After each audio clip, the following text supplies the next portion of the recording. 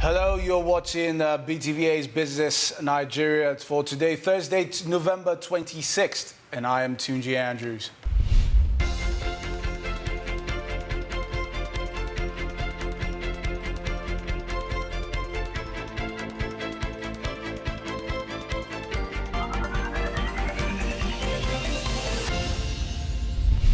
Now, first it was the MDGs, but that ended just about a month ago. Now it's the Sustainable Development Goals. And we just have to talk about how much is needed to eradicate extreme poverty and hunger in Nigeria. And of course, the interests of the private sector. To discuss that with me today is Edwin Daniels. He is the country representative of One Campaign. Welcome to the show, Edwin. Thank you very much.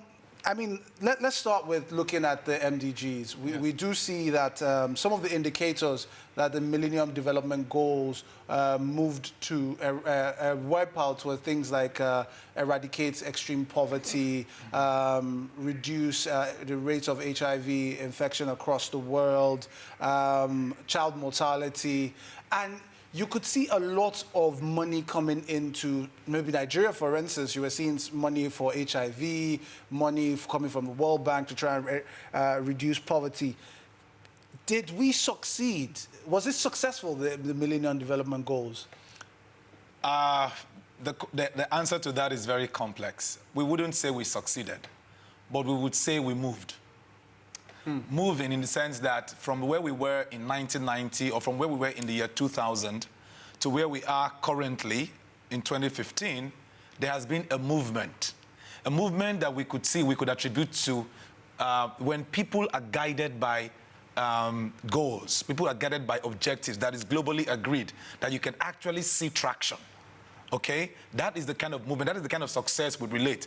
But there were some indicators that Nigeria actually achieved, not the goals per se, but some targets within the goals, because when the goals were made, there were also indicators or targets, or what you would call proxies, to measure if we are achieving these goals. Some of them were met, but of course, Nigeria could have performed a lot better, first of all, if we did what we were supposed to do on time.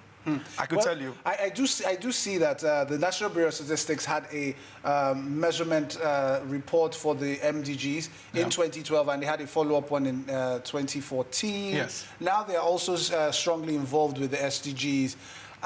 In terms of tracking, we really didn't track the MDGs well. How are we doing with the SDGs? Right now, tracking has been the major problem, because while the MBS gave its report in 2012, in 2013, in 2014, there were other measures or other agencies that did measurements as well in Nigeria that gave the results that were very different from what the MBS gave. So, for instance, we have what we call the DHS survey, For DHS, the indicators that were measured, the things that happened during, in terms of the state of affairs in Nigeria, their results were completely different.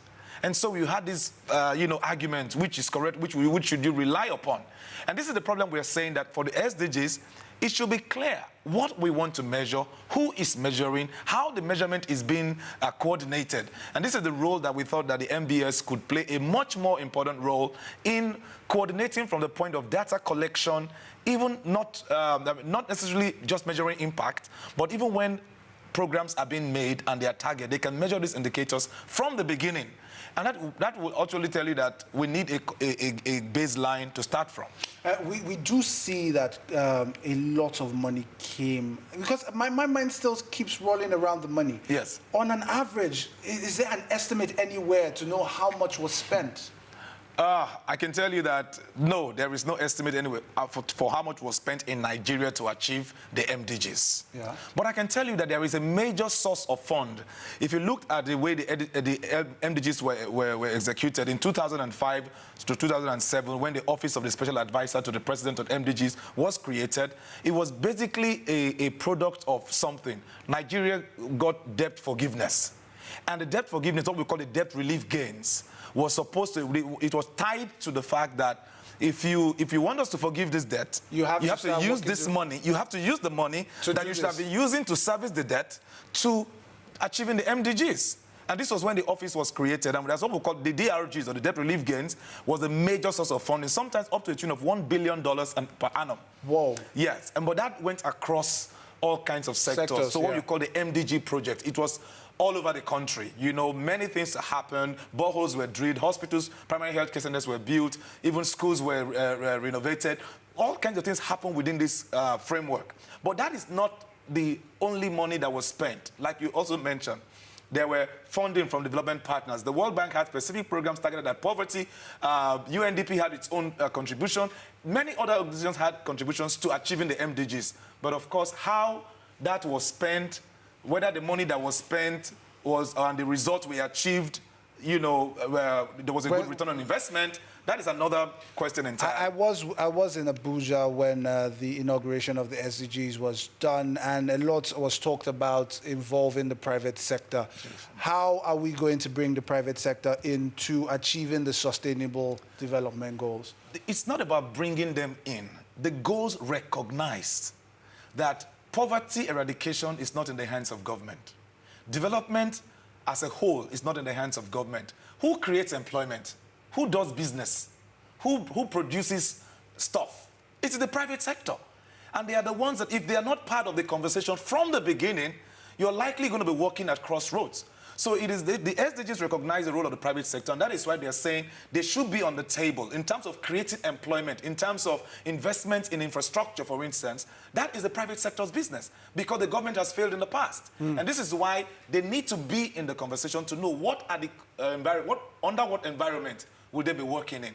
You know, so if the environment is not conducive for investment, for return on investment, for profitability, for you know, moving away from policy somersaults, today it is this, tomorrow it is that, those kind of things have to be taken care of in this dispensation, so that private sector can actually play the role it is supposed to play in poverty eradication.